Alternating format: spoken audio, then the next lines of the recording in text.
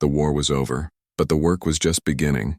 5 million Vrask drones were now individuals who had never made a choice in their lives. They were terrified, traumatized, and completely dependent on others for survival. The Galactic Council suggested they be contained in designated zones for observation. Admiral Hajun, commanding from the damaged carrier Defiant, sent back a short response. No. Instead, human forces established refugee camps on liberated worlds. They taught freed Vrask how to feed themselves, how to communicate, how to exist as individuals. It was slow, frustrating work. Many Vrask couldn't handle freedom and begged to be given orders. Some hurt themselves trying to reconnect to a hive mind that no longer existed. Medic Jiwan spent her days in the camps, treating physical wounds and trying to help with mental ones. She wasn't trained as a psychologist, but she was learning. Everyone was learning. Humans, Dalreth, and Vrask all trying to figure out how to live together after months of trying to kill each other. A young Vrask named Corvin attached himself to Jiwan's medical team. He had been a warrior drone forced to kill for the hive. Now he wanted to heal. Jiwan taught him basic medical care, and he learned with desperate intensity, as if saving lives could make up for all the ones he had been forced to take. You don't have to punish yourself, Jiwan told him one day while they treated a Dalreth elder.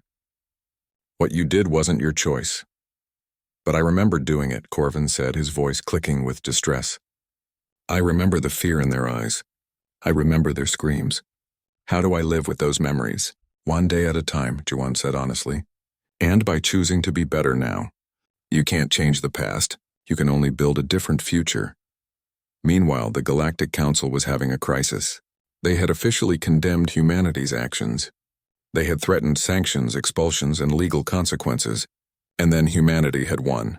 They had stopped the Vrask, saved the Dalreth, and freed millions of enslaved drones. The Council had done nothing while humans did everything. The political implications were enormous.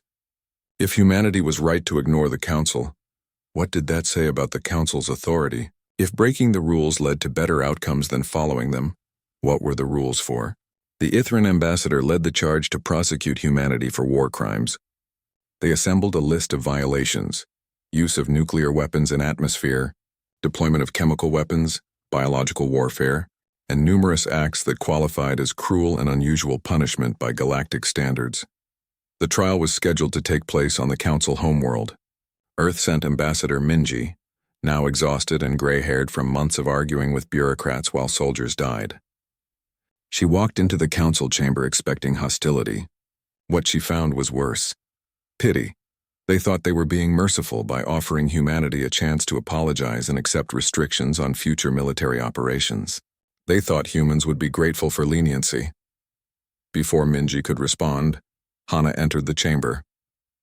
She wasn't supposed to be there. She was a civilian, a survivor, not a diplomat. But she had traveled across the galaxy to speak, and security didn't have the heart to stop her. I am Hana of the Dalreth, she said, her voice clear despite her nervousness. I sent the distress call that started this. I begged you for help. You debated while my people burned. You discussed proper procedures while our children died. You did nothing. The council chamber was silent. Hana continued, her voice growing stronger. Then humans came. They broke your rules. They used terrible weapons. They fought in ways you consider barbaric, and they saved us. 2 million of my people are alive because humans decided that saving lives mattered more than following rules. She turned to face the Ithran ambassador directly. You want to prosecute them for war crimes? Prosecute me too, because I'm grateful for every rule they broke. I'm grateful for every terrible weapon they used. I'm grateful that when everyone else turned away, humans decided to be monsters for us. Before the council could respond, something unprecedented happened. The freed Vrask entered the chamber, hundreds of them led by the queen herself. She had chosen a smaller form, something that could interact with other species, but her presence was still overwhelming. I am the one who controlled the swarm, the queen said, her voice a chorus of clicking sounds that the translators struggled with. I am responsible for millions of deaths. If you want to prosecute war crimes, start with me. But know this. The humans gave me a choice when they could have simply killed me. They showed mercy when mercy made no sense. They saved my people when we were their enemies. What does your council call that? Because I call it compassion. The trial fell apart. The council tried to maintain order, but more species began speaking up. The Dalreth, the freed Vrask, and even some council members who had quietly supported humanity's actions. The narrative that humans were dangerous criminals couldn't survive against the testimony of those they had saved. Ambassador Minji stood up slowly. She was tired of politics, tired of arguing, tired of people who thought bureaucracy was more important than lives. You want to know what humanity did? We broke your rules. We're guilty of that. We'd do it again. Because your rules were designed to avoid conflict, not to save lives. When those two things conflict, we choose lives. Every time. She paused, looking around the chamber. You call us monsters. You're right. We're the monsters who appear when civilized species refuse to act. We're the monsters who answer prayers when gods are silent. We're the monsters who fight when fighting is needed. If that offends you, I don't care. We didn't come to the stars to impress you. We came to make them better. The council voted to dismiss all charges. They had no choice. Public opinion across the galaxy had turned. Humans were feared, yes, but they were also respected. More importantly, they were trusted in ways the council no longer was. But humanity didn't want to join the council. They had seen how the council worked, and they wanted no part of it. Instead, Earth formed something new. The Coalition of the Forgotten, they called it. An alliance of species who had been ignored by the major powers. The Dalreth joined immediately. So did the freed Vrask, who were now called the Awakened Collective. Smaller species, frontier worlds, colonies far from council protection, they all joined. Within a year, the coalition had more members than the Galactic Council. The coalition's charter was simple. Any member who called for help would receive it. No debates, no committees, no waiting for approval. Just action. It was everything the council wasn't. Lieutenant Taman retired from active service. He had seen enough combat for one lifetime. He took a position training coalition forces, teaching them human tactics. Not the brutal ones, but the essential philosophy behind them. Fight to protect, not to conquer. Win quickly to minimize casualties. Never quit when people need you. His students came from dozens of species. They learned from humans who had proven that sometimes rules needed breaking. That compassion could look like violence. That the difference between a hero and a monster was often just choosing the right enemy. Salman recovered from her injuries and returned to active duty. She led a special operations team that responded to emergencies across coalition space. She was good at it. That particular kind of controlled violence that saved lives. She never talked about the doorway where she held back a swarm to save civilians. She didn't need to. Everyone knew. Medic Jiwan stayed with the medical corps, but she focused on training Vrask healers. She believed they could be extraordinary doctors because they understood suffering in ways most species didn't. She was right. The first generation of Vrask physicians became famous across the galaxy for their compassion and skill. Captain Kyung's name was inscribed on a memorial on the Dalreth homeworld. 4,000 other human names were there too. The monument was simple, just stone and names. But every day Dalreth citizens visited to leave flowers and whisper thanks. The dead couldn't hear it, but the living needed to say it. Years passed. The galaxy changed. The Galactic Council still existed, but its influence waned. When crises occurred, people didn't call the Council. They called the Coalition, because the Coalition answered. One day, a distress call came from a species on the far rim. They were being invaded by marauders, slavers who took entire populations. The call went out to the Coalition, and within hours, response fleets were mobilizing. But something different happened this time. The Galactic Council responded too. Not with debates or committees, but with military forces. Real help arriving fast. Taman, watching the news feeds from his training facility, smiled. They learned, he said to Hana, who had come to visit. She was an ambassador now, representing the Dalreth in the Coalition. They learned that if they don't help, you will, Hana said, and they're afraid of looking weak by comparison. I don't care why they help, Taman said. As long as they help. The rescue mission was successful. The marauders were driven off, the civilians saved. Human forces fought alongside Ithran soldiers, Cynthian ships, and Brel warriors. It wasn't pretty, and there were disputes about tactics, but it worked. After the mission, an Ithran commander approached Taman. The crystalline being looked uncomfortable, shifting colors in a way that suggested embarrassment. Your methods were effective, the Ithran said carefully. Perhaps we judged too quickly. Perhaps you did. 3 months into the campaign, the human forces were running on willpower and coffee. The field hospital on the Defiant was constantly full. Trauma surgeon Jiho had been working 20-hour shifts for so long that he couldn't remember what normal felt like. He stood at an operating table, hands deep in a Marine's chest cavity, trying to repair damage that should have been fatal. The Marine was 19 years old. His name was Seokjin, and he had arrived as a replacement soldier 3 weeks ago. He had been shot protecting Dalreth children during an evacuation. "Talk to me, Seokjin," Jiho said, keeping his voice calm. The Marine was barely conscious, but Jiho had learned that keeping patients talking helped them fight. "Why did you volunteer for this?" "You could have stayed on Earth," Seokjin's voice was weak. "Saw the videos. The Dalreth woman begging for help. Made me think of my mother. She always said the measure of a person is what they do when nobody's watching. The galaxy was watching the Dalreth die and doing nothing. Figured someone should do something." "Well, you did something," Jiho said, sealing a blood vessel. "Those kids you saved are alive because of you. Did I get them all?" Seokjin asked. His eyes were starting to close. Jiho looked at the nurse. She nodded. All the children had made it to the transport. "Every single one," Jiho confirmed. "You got them all. Now stay with me. Your mother wants you home." Seokjin made it through surgery. Barely. He would need months of recovery, but he would live. Jiho moved to the next patient and the next and the next. The wounded kept coming. Human soldiers, Dalreth civilians, and increasingly captured Vrask drones who were being freed from the hive mind. The rescued Vrask were a problem nobody had planned for. They were traumatized, confused, and terrified. They had been slaves their entire lives, forced to kill against their will. Now they were free, and freedom was more terrifying than slavery because it meant having to make choices. A Vrask drone named Nari had been rescued from a harvesting facility. She had been one of the scouts, forced to hunt down civilians for the hive. Now she worked with the humans, using her knowledge of Vrask tactics to help save both Dalreth and Vrask. She approached Lieutenant Taman one day while he was cleaning his rifle. He had been doing that a lot lately. It was the only thing that felt normal. "Why do you help us?" Nari asked. "We killed your people." "We would have killed you." Taman looked up at her. His face was thinner than it had been 3 months ago. He had dark circles under his eyes that no amount of sleep seemed to fix. "Because you didn't have a choice," he said simply. "You were slaves. We don't punish people for what they were forced to do." "The Dalreth fear us," Nari said quietly. "They see our shells and remember only death." "Give them time," Taman said. "Humans used to fear each other too.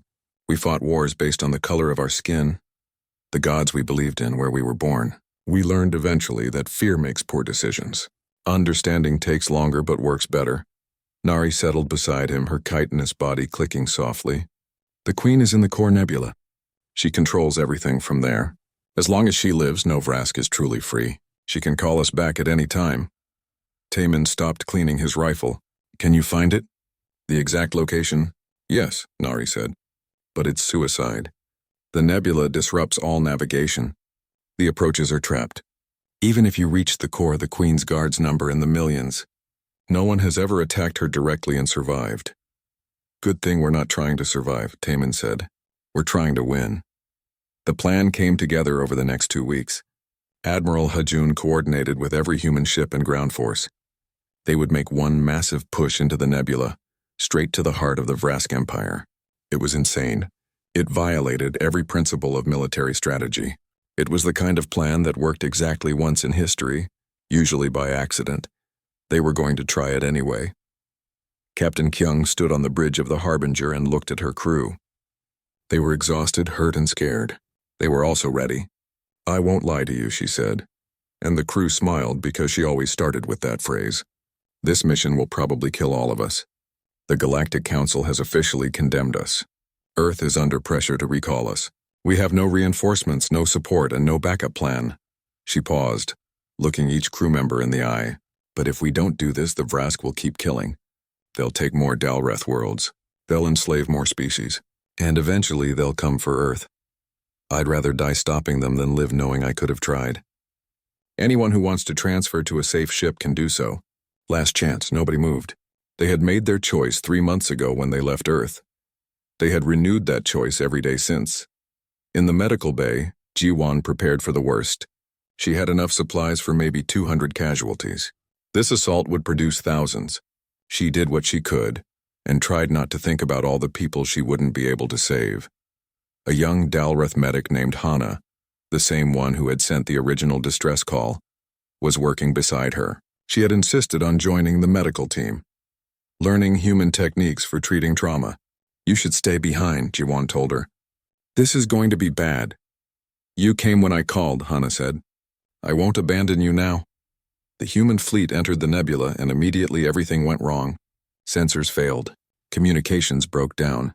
Ships lost visual contact with each other. The Vrask ambushes started within minutes, but the humans had Nari and other freed Vrask guiding them, and they pushed forward through sheer stubborn determination. The Harbinger took hits that should have destroyed it. Engineering teams worked miracles keeping the ship together. When the main engines failed, they switched to auxiliary power.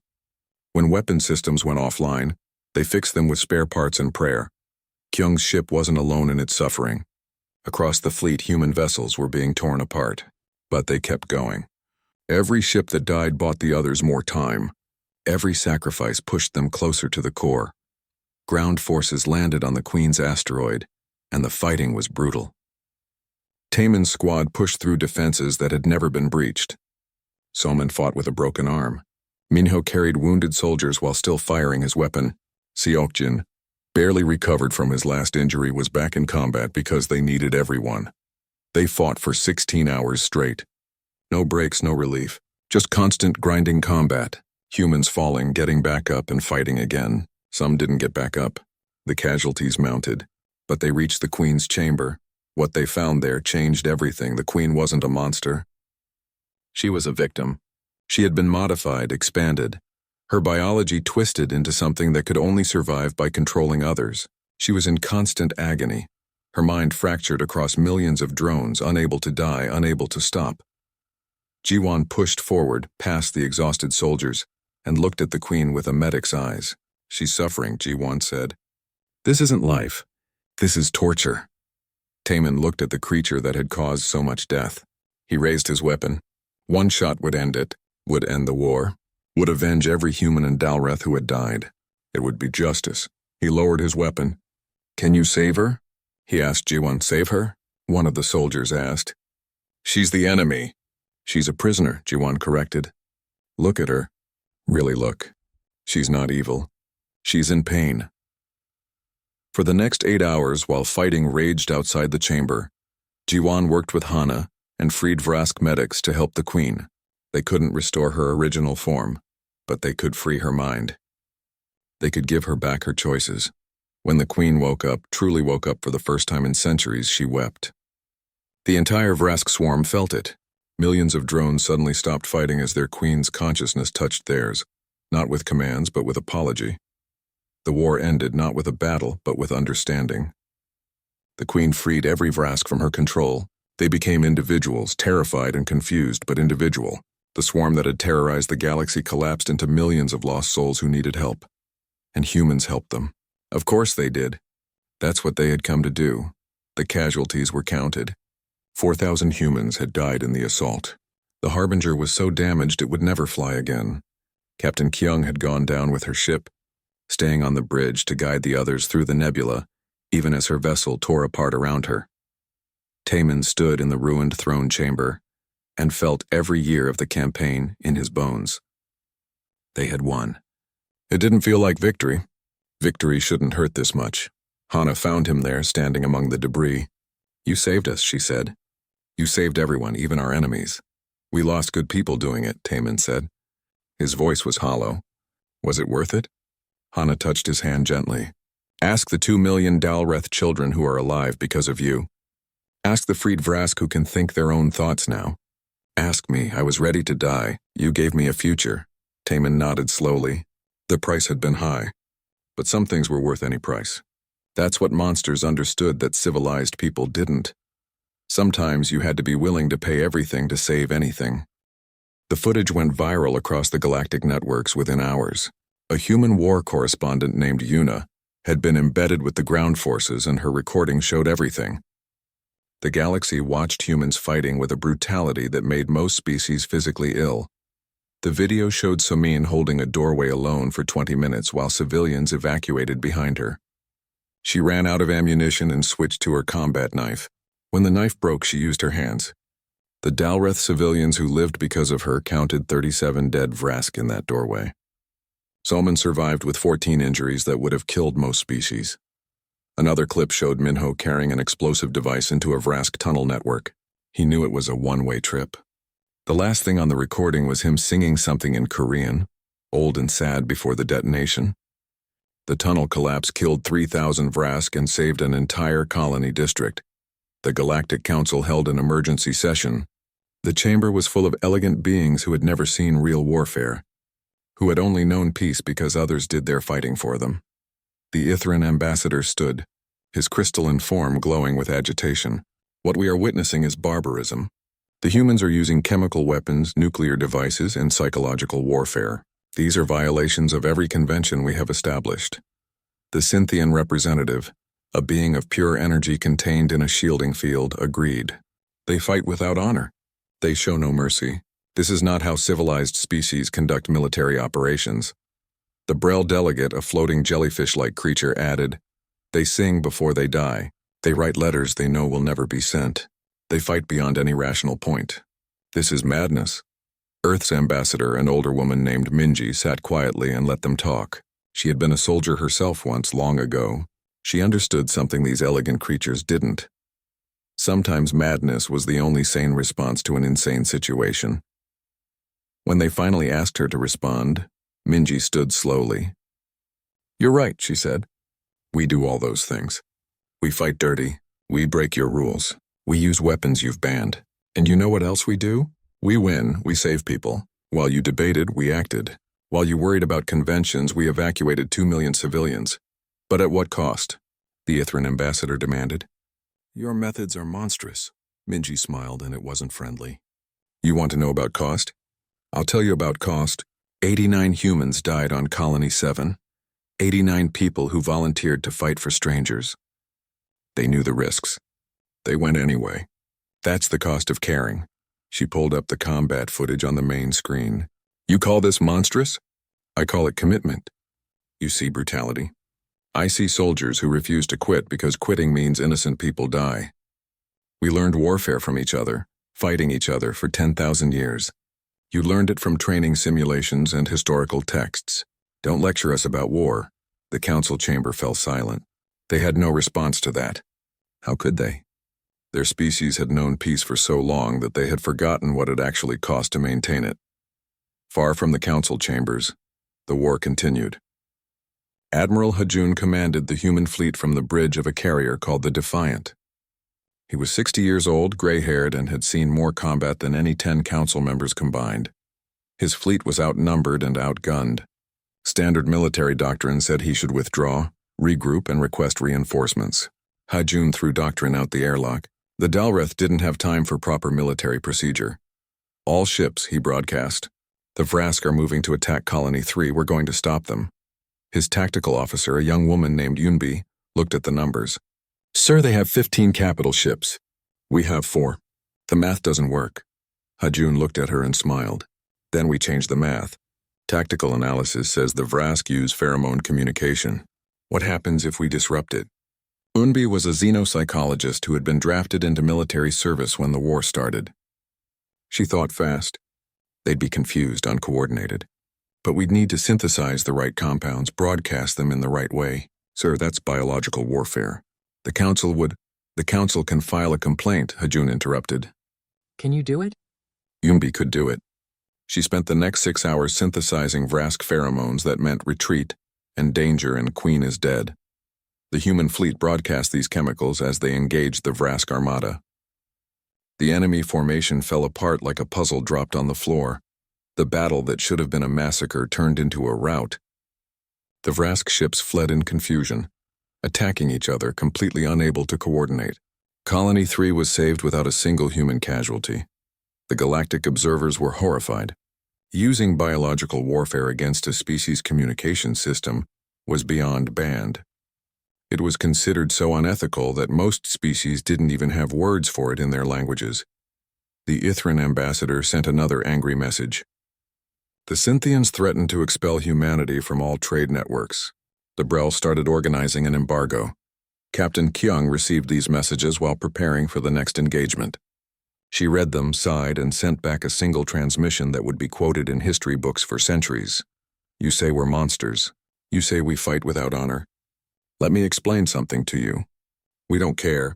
We're not here to impress you. We're not here to follow your rules. We're here because people were dying and no one else helped. If that makes us monsters, fine. But we're the monsters who answer when you scream in the dark. Remember that the next time you need someone to save you. The message went out on public channels. Within hours, it reached every planet in the galaxy. Reactions varied. Some species were horrified. Others were quietly grateful.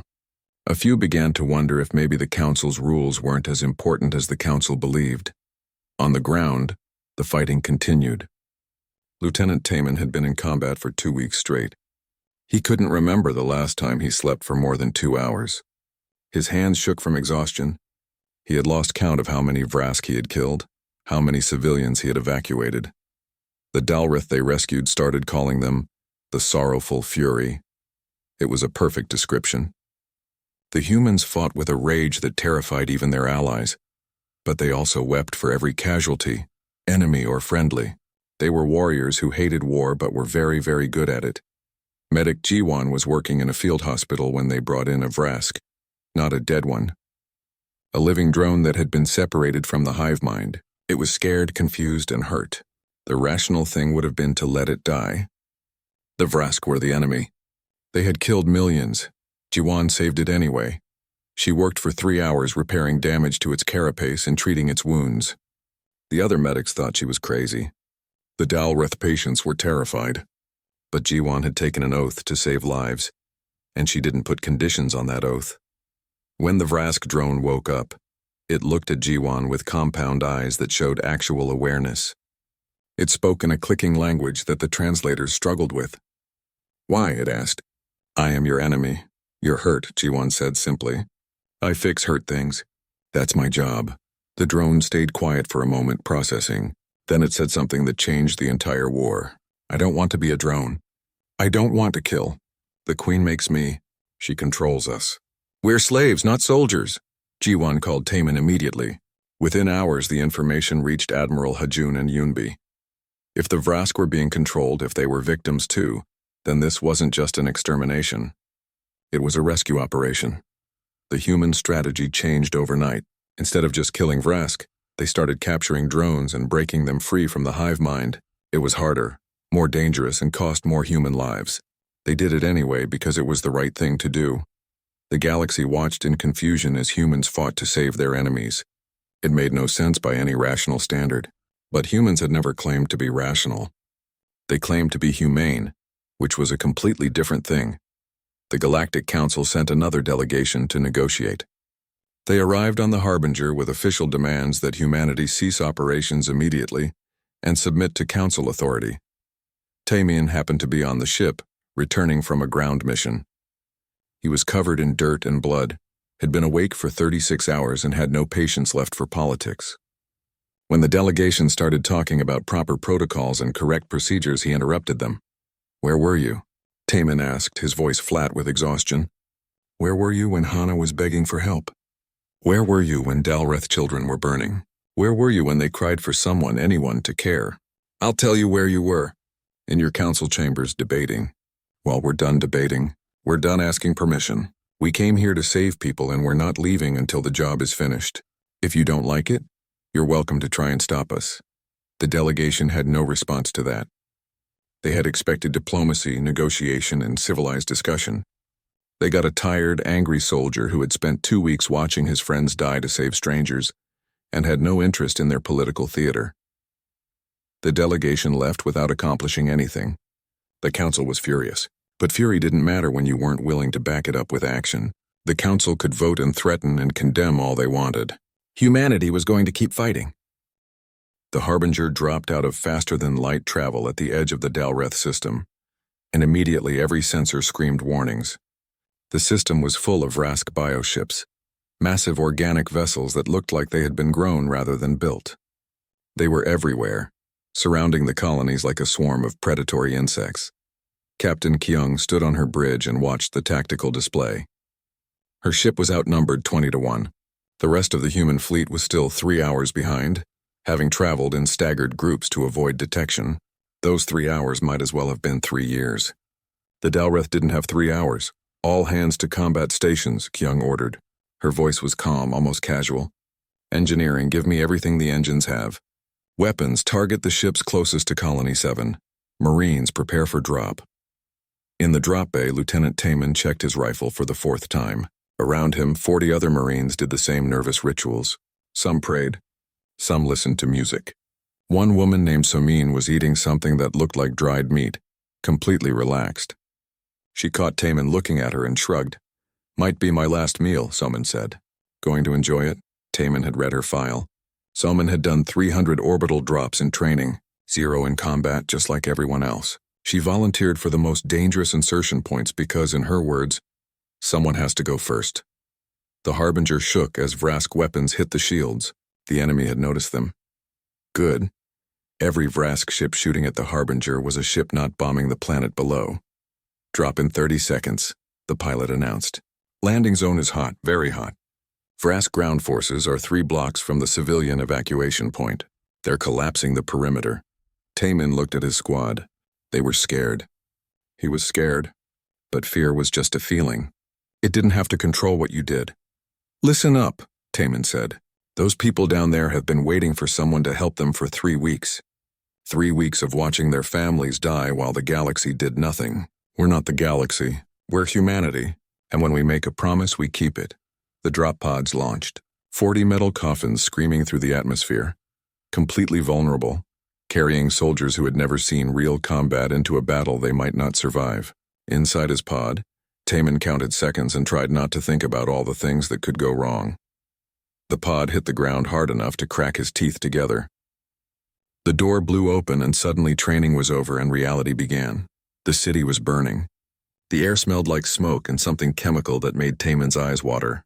Buildings were collapsed into rubble. And everywhere there were Vrask. They moved like insects, fast and jerky, their carapaces black and shiny. They carried biological weapons that fired acid and razor-sharp projectiles.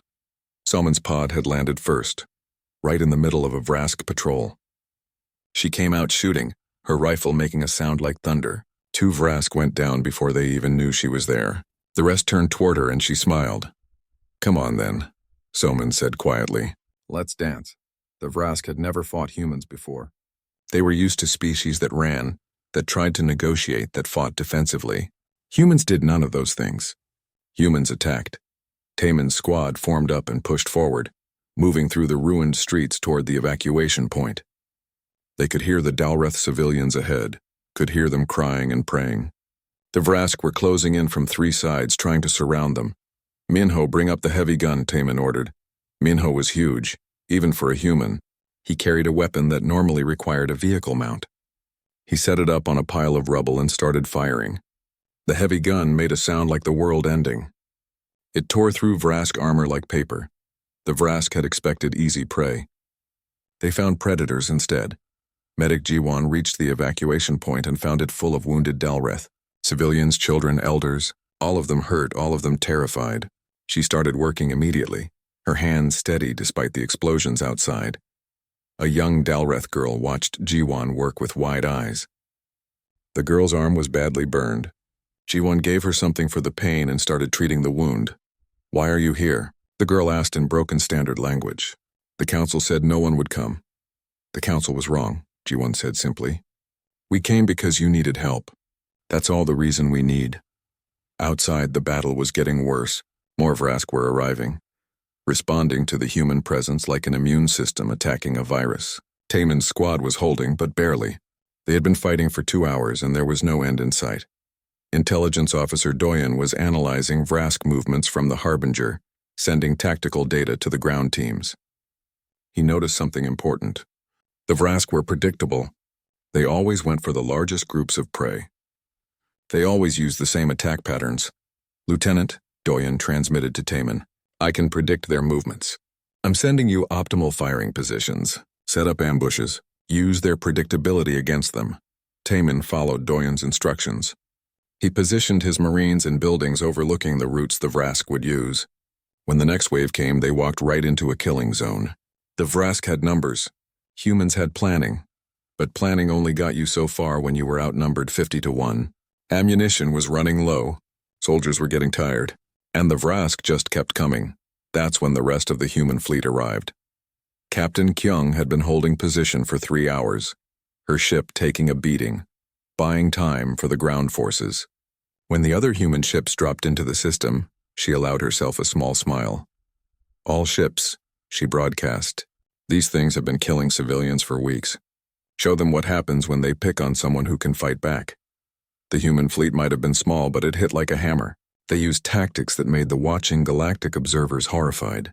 They used nuclear weapons and atmosphere. They fired chemical weapons that turned Vrask bioships into melting sludge. They rammed when they ran out of ammunition. The Ithran observer ship, watching from a safe distance, transmitted back to the Council. "The humans are using forbidden weapons.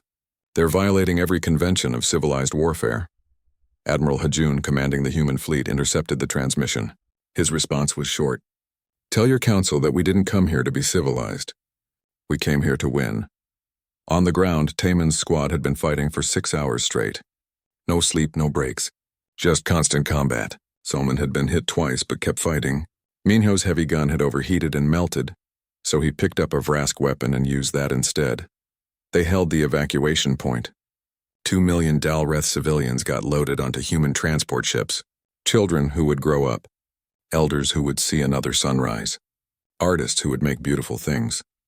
Teachers who would pass on knowledge.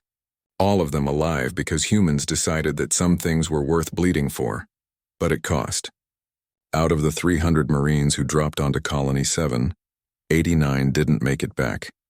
They died holding doors while civilians evacuated. They died detonating explosives to collapse tunnels full of Vrask. They died because someone had to. And they volunteered. When the evacuation was complete, Taemin stood in the transport ship and looked at his remaining squad. They were covered in blood and dirt. Some of it was theirs. Most of it wasn't. They had done something impossible. They had held against an enemy that outnumbered them massively, and they had saved 2 million people. Soman sat down heavily and finally finished eating her dried meat. She had kept it in her pocket through the entire battle. "Not bad for our first day," she said. One of the rescued Dalreth civilians, an elder named Korath, approached Taemin. He moved slowly with dignity despite the evacuation. "Why?" he asked simply. "Why did you come? You don't know us. We have nothing to offer you." Taemin thought about how to answer. He was exhausted, hurt, and had just watched good people die. Finally, he said, "Because someone asked for help." "We don't need a better reason than that." Korath touched Taemin's hand with his delicate claw. "The galaxy calls you monsters. They say humans are violent and dangerous." "They're right," Taemin said quietly. "We are dangerous. We're very good at violence, but we choose who we're violent toward. Today we chose to be monsters to the monsters." Back on the Harbinger, Captain Kyung received a transmission from the Galactic Council. They demanded that humanity cease military operations immediately. They cited 17 different treaties and conventions that human forces had violated. They threatened sanctions and expulsion from the galactic community. Kyung read the message, deleted it, and sent back a single line. "We'll leave when the job is done. Not before." The galaxy was learning something new about humanity. They had thought humans were primitive, that they would follow the rules like everyone else, that they would be civilized.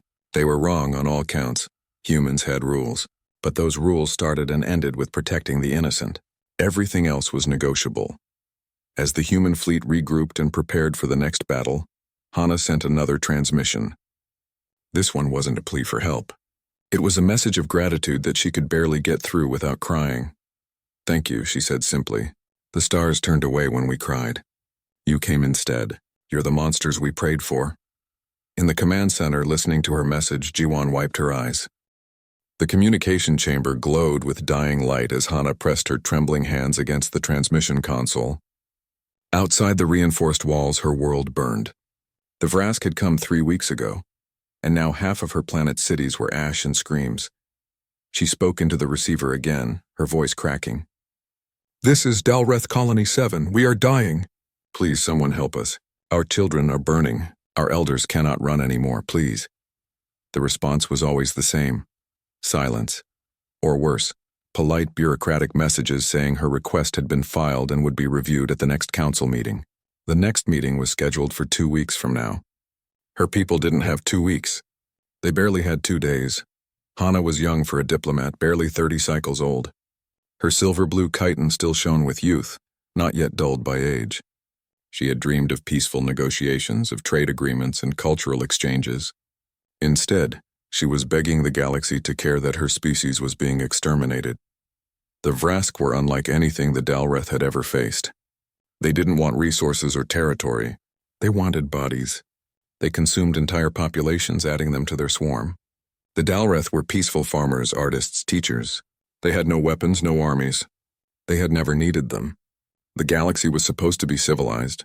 The Galactic Council was supposed to protect everyone. That had been a beautiful lie. Hana pulled up the responses to her distress calls. The Ithran Collective had sent a formal expression of concern and a promise to monitor the situation. The Cynthian Commonwealth had recommended that the Dalreth evacuate to designated refugee processing centers, which were 3 months of travel away. The Brel Federation had voted to embargo the Vrask, which meant absolutely nothing when the Vrask didn't trade with anyone. No one was sending ships. No one was sending soldiers. No one was coming. She had watched the council debates on the public channels. Elegant beings in beautiful chambers discussing whether intervention was appropriate. They cited non-interference doctrines and military resource allocation concerns. They spoke about the complexity of the situation. Meanwhile, Hana's nephew had died yesterday, crushed under debris when a Vrask bioship shelled his school. He was 6 years old. Hana wiped her eyes and prepared another transmission. She would keep trying until her last breath. Someone had to care. Someone in this vast galaxy had to believe that innocent lives mattered more than politics. She broadcast on every frequency she could access. She sent messages to governments, to military channels, to civilian networks, to anyone who might listen. Please, we are the Dalreth. We have done nothing wrong. We grow food. We make music. We teach our children to be kind. Now we are being slaughtered. Please help us. On the other side of the galaxy, in a small monitoring station orbiting Earth's moon, a human technician named Salman was finishing her shift. She was tired, ready to go home and sleep. Then her console lit up with an emergency frequency. She almost ignored it. Space was full of automated distress signals from broken satellites and old probes. But something made her listen. Maybe it was the exhaustion in the voice. Maybe it was the way the speaker said children. Salman had a daughter at home, about the same age as the kids she heard crying in the background of the transmission. She forwarded it to her supervisor with a priority flag. Within an hour, it reached Earth's United Defense Command. Within 6 hours, it was on the desk of Admiral Hajun, who had spent 40 years in space and had seen too many good people die because no one helped them in time. Hajun listened to Hana's message 3 times. Each time he felt older and angrier. He checked the galactic networks and found the council debates. He read the carefully worded refusals from species that had the ships and weapons to help, but chose comfort over courage. He made his decision in about 30 seconds. The paperwork took longer. Earth had only been part of the galactic community for 90 years. They were considered newcomers, primitives who had barely figured out faster-than-light travel. Their military was small compared to the great powers. Their technology was rough and unrefined. But Earth had one thing the rest of the galaxy seemed to have forgotten.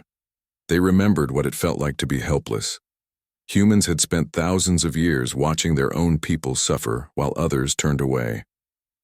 They had learned that sometimes the only thing standing between the innocent and the monsters was someone willing to become a monster themselves.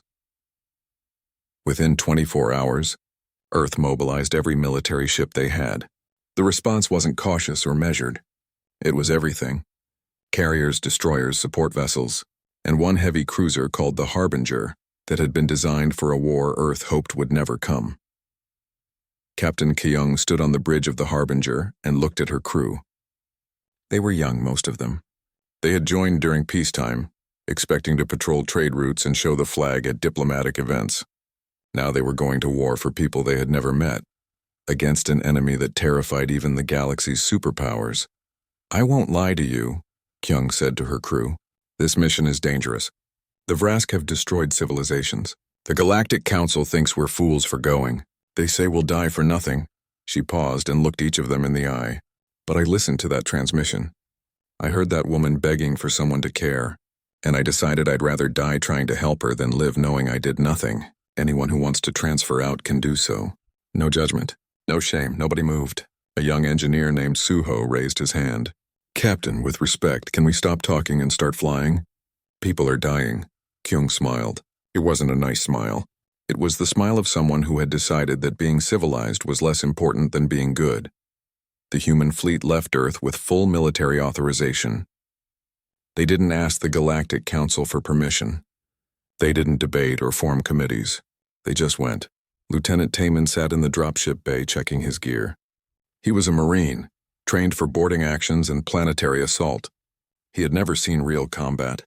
None of them had. Earth's last major war had ended 60 years ago. But his grandfather had fought in that war, and he had told Taman something that stuck with him. When someone cries for help, you don't check if it's convenient. You just go. Medic Ji-won sat across from Taman organizing her medical supplies. She was calm, methodical. People thought medics were gentle. They were wrong. Medics had to be the toughest people in any unit because they had to keep everyone else alive while the universe tried its hardest to kill them. You scared? Taman asked her. Terrified, Ji-won said honestly. But I'm more scared of becoming the kind of person who hears someone screaming and does nothing. 3 days into their journey, Kyung opened a channel to Dalreth Colony 7. It took a moment to connect. When it did, she could hear explosions in the background. Dalreth people, Kyung said, her voice steady. This is the Terran vessel Harbinger. We heard you. We're coming. There was silence on the other end. Then crying. Not sad crying. The kind of crying that happens when hope arrives after you thought it was dead. Hana's voice came through, shaking. You're really coming? But the council said no one would help us. They said we weren't important enough. The council can go to hell, Kyung said. We'll be there in 4 days, hold on. Please, just hold on. Across the galaxy, the news spread. Humanity was going to war. The reactions ranged from disbelief to horror. The Ithran ambassador called it a reckless waste of resources. The Cynthians predicted humanity would be destroyed within a week. None of them understood yet. They thought war was something civilized species debated about in chambers. They thought warfare was polite and followed rules. They had never seen what happened when humans decided someone needed saving. They were about to learn that monsters weren't always the ones attacking. Sometimes monsters were the ones who answered when you screamed into the dark.